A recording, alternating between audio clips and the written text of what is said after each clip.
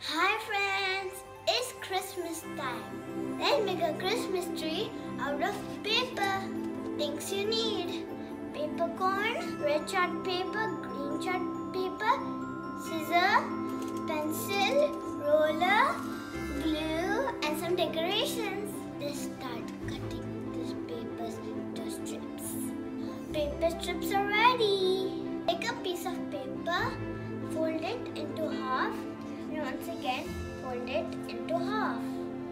Trim the edges to look like this, so that if you open, it will look like this. Ta-da!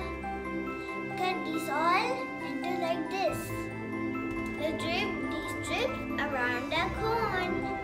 Let's apply some glue on the edges.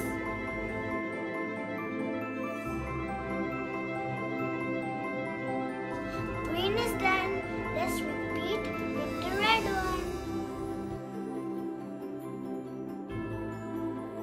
Once we are done sticking, let's top it up with the star. Let's do some decorations also. We have our Christmas tree ready now. Thank you everyone. Bye bye.